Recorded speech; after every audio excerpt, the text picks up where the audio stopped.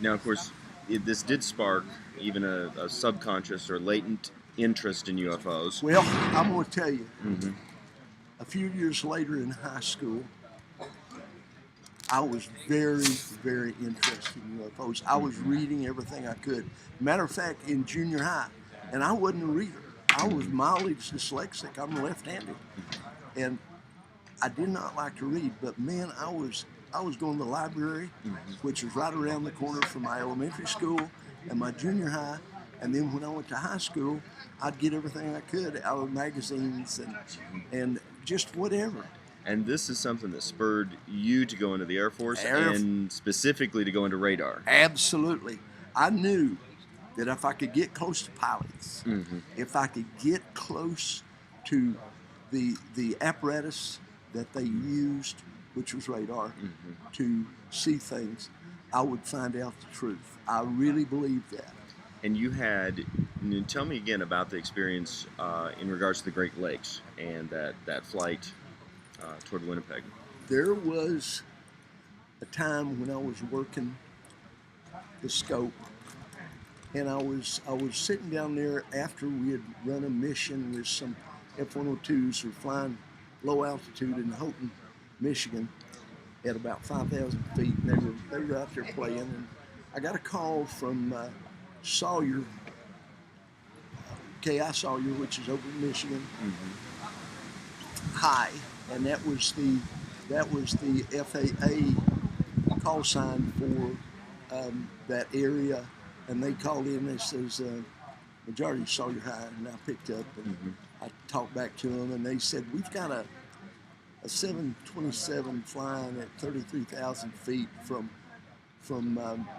Michigan, Detroit, up to Winnipeg, Canada. They are up near the boundary of the United States and Canada, over the middle of Lake Superior. And my question is, do you see the Northwest Orient aircraft? And I said, is it almost to the top and still over the lake and heading northwest? And they said, yeah.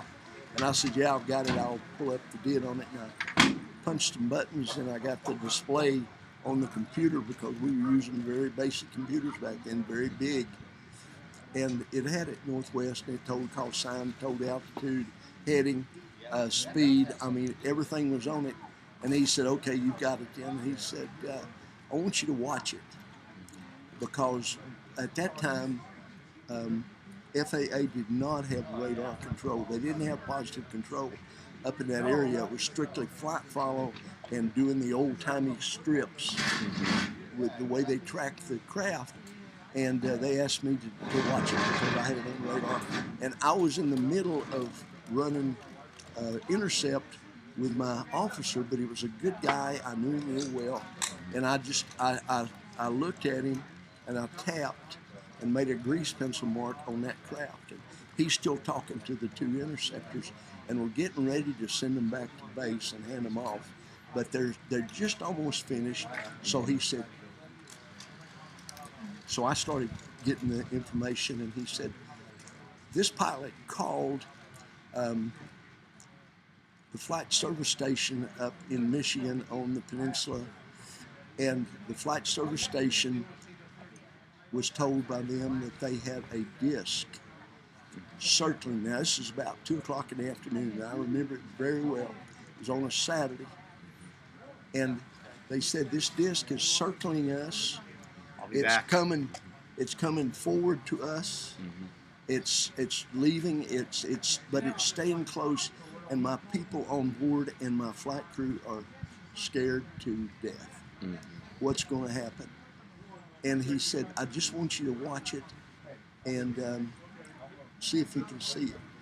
And they were laughing and joking like it was a bunch of baloney, but I could see it right there. I wasn't in direct communication with the airliner because I didn't need to be. He was talking to his controllers down at Minneapolis Center. And as they were flying along, I understand that they had been seeing this thing for about 10 minutes before I got involved. And when I was watching it, I watched it for another 5 minutes before they called me and they said, okay, he says it's breaking south. And I looked on the scope and there was raw radar.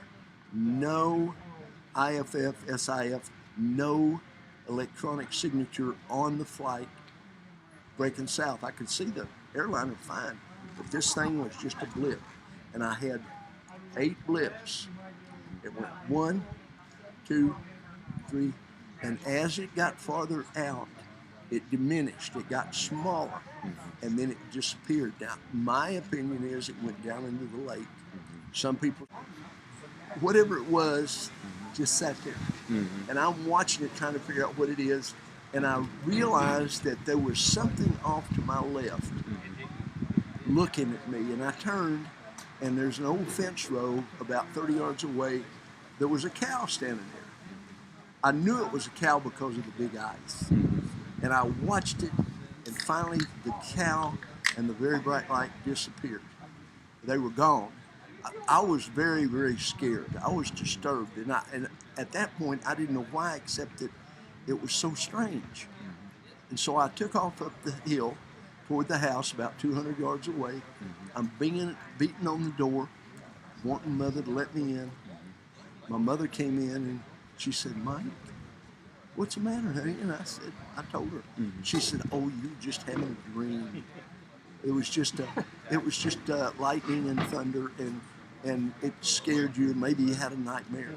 And she says, now I want you to go up and go to bed. It's 2:30 in the morning.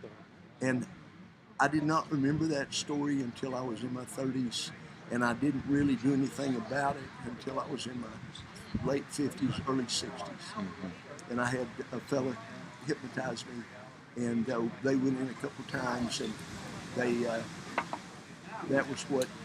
that's what happened.